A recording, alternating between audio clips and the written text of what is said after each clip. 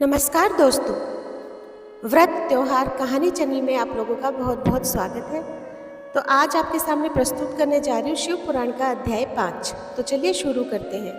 मेना को प्रत्यक्ष दर्शन देकर शिवा देवी का उन्हें अभिष्ट वरदान से संतुष्ट करना तथा मेना से मैनाक का जन्म नारद जी ने पूछा।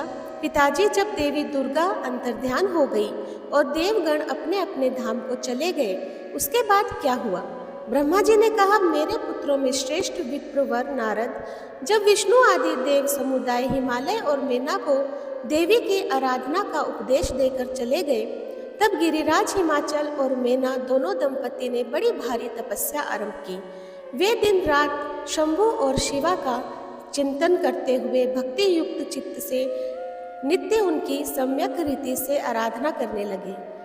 हिमवान की पत्नी मेना बड़ी प्रसन्नता से शिव सहित शिवा देवी की पूजा करने लगी।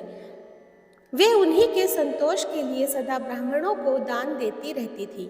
मन में संतान की कामना ले मैना चैत्र मास के आरंभ से लेकर 27 वर्षों तक प्रतिदिन तत्परता पूर्वक शिवा देवी की पूजा और आराधना में लगी रही। वे अष्टमी को उपवास करके नवमी को लड्डू, बलि सामग्री, पीठी, खीर और गंध पुष्प आदि देवी को भेंट करती थी। गंगा के किनारे औषधि प्रस्थ में उमा की मिट्टी की मूर्ति बनाकर नाना प्रकार की वस्तुएं समर्पित करके उसकी पूजा करती थी। मैना देवी कभी निराहार रहती, कभी व्रत के नियमों का पालन करती, कभी जल पीकर रहती और कभी हवा पीकर ही रह जाती थी। विशुद्ध तेज से दमकती हुई दीप्तिमती मेना ने प्रेम पूर्वक शिवा में चित्त लगाए 27 वर्ष व्यतीत कर दिए। 27 वर्ष पूरे होने पर जगन्मयी शंकर कामिनी जगदम्बा उमा अत्यंत प्रसन्न हुई। मेना की उत्तम भक्ति से संतुष्ट हो वे परमेश्वरी देवी उन पर अनुग्रह करने के लिए उनके सामने प्रकट हुई। तेजोमंडल के बीच में विराजमान तथा दिव्य अवयवों से संयुक्त उमा देवी प्रत्यक्ष दर्शन दे मेना से हंसते हुए बोली। देवी ने कहा, गिरिराज हिमालय की रानी महासाध्वी मेना, मैं तुम्हारी तपस्या से बहुत प्रसन्न हूँ। तुम्हारे मन में जो अभिलाषा हो उसे कहो। मैना, तुमने तपस्या, व्रत और समाधि के द्वारा जिस जिस वस्तु के लिए प्रार्थना की है वह सब मैं तुम्हें दूंगी। तब मैना ने प्रत्यक्ष प्रकट हुई कालिका देवी को देख कर प्रणाम किया और इस प्रकार कहा। मैना बोली, देवी, इस समय मुझे आपके रूप का प्रत्यक्ष दर्शन हुआ है, अतः मैं आपकी स्तुति करना चाहती हूँ। कालिके, इसके लिए आप प्रसन्न हो।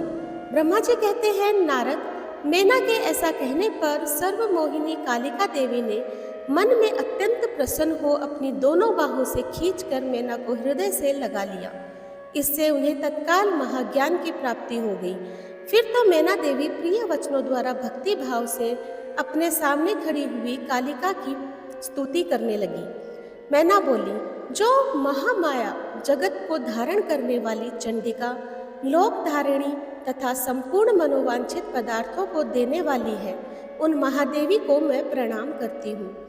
जो नित्य आनंद प्रदान करने वाली माया, योग निद्रा जगजननी तथा सुंदर कमलों की माला से अलंकृत है, उन नित्य सिद्धा उमा देवी को मैं नमस्कार करती हूँ। जो सबकी मातामही, नित्य आनंदमयी, भक्तों के शोक का नाश करने वाली तथा कल्प पर्यंत नारियों एवं प्राणियों की बुद्धि रूपिणी है, उन देवी को मैं प्रणाम करती हूँ।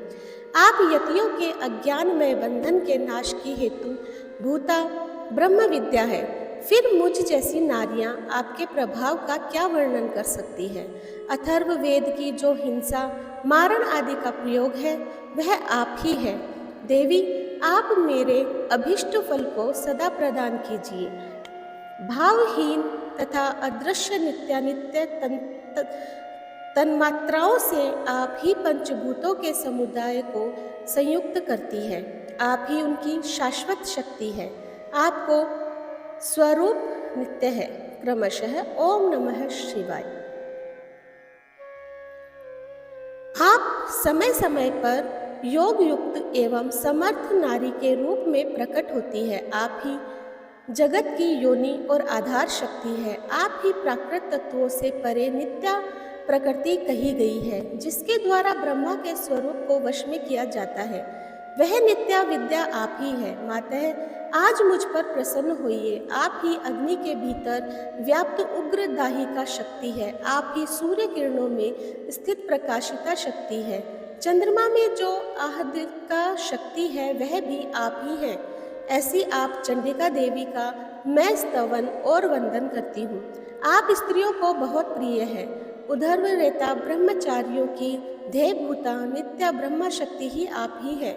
संपूर्ण जगत की वांछा तथा श्रीहरि की माया भी आप ही है। जो देवी इच्छा अनुसार रूप धारण करके सृष्टि पालन और संहारमयी हो उन कार्यों का संपादन करती है तथा ब्रह्मा विष्णु एवं रुद्र के शरीर की भी हेतुभूता है, वे आप ही है। देवी आज आप मुझ पर प्रसन्न हो। आपको पुनः मेरा नमस्कार है। ब्रह्मा जी कहते हैं, नारद, मेना ने इस प्रकार स्तुति करने पर दुर्गा कालिका ने पुनः उन मेना देवी से कहा, तुम अपना मनोवांछित वर मांग लो। हिमाचल प्रिय, तुम मुझे प्राणों के समान प्यारी हो। तुम्हारी जो इच्छा है वह मांगो, उसे मैं निश्चय ही दे दूंगी। तुम्हारे लिए मुझे कुछ भी अदेय नहीं है। महेश्वरी उमा का यह अमृत के समान मधुर वचन सुनकर हिमगिरी कामिनी मेना बहुत संतुष्ट हुई और इस प्रकार बोली, शिवे आपकी जय है, जय हो। उत्कृष्ट ज्ञान वाली माहेश्वरी जगदम्बिके, यदि मैं वर पाने के योग्य हूँ तो फिर आपसे श्रेष्ठ वर मांगती हूँ। जगदम्बे, पहले तो मुझे 100 पुत्र हो, उन सबकी बड़ी आयु हो, वे बल पराक्रम से युक्त तथा रिद्धि सिद्धि से संपन्न हो। उन पुत्रों के पश्चात मेरे एक पुत्री हो जो स्वरूप और गुणों से सुशोभित होने वाली हो। वह दोनों कुलों को आनंद देने वाली तथा तीनों लोकों में पूजित हो। जगदम्बिके, शिवे, आप ही देवताओं का कार्य सिद्ध करने के लिए मेरी पुत्री तथा रुद्रदेव की पत्नी होइए और तदनुसार लीला कीजिए।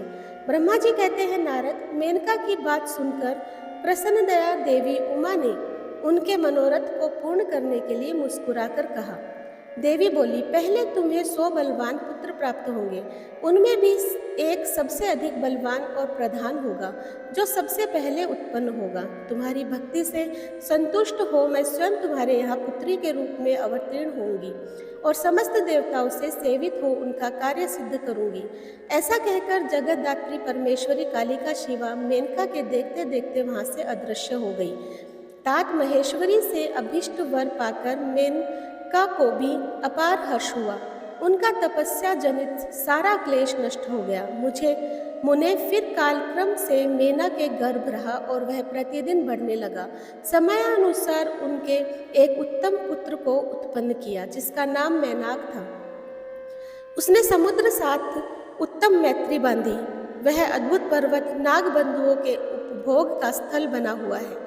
उसके समस्त अंग श्रेष्ठ है। हिमालय के 100 पुत्रों में वह सबसे श्रेष्ठ और महान बल पराक्रम से संपन्न है। अपने से यह अपने बाद प्रकट हुए समस्त पर्वतों में एकमात्र मैनाक ही पर्वतराज के पद पर प्रतिष्ठित है। तो दोस्तों, शिव पुराण का अध्याय 5 यहाँ समाप्त होता है। अगर आपको पसंद आया हो तो मुझे कमेंट बॉक्स में ज़रूर बताइएगा। मेरे चैनल को ज़्यादा से ज़्यादा सब्सक्राइब कीजिए, लाइक कीजिए और शेयर कीजिए। धन्यवाद।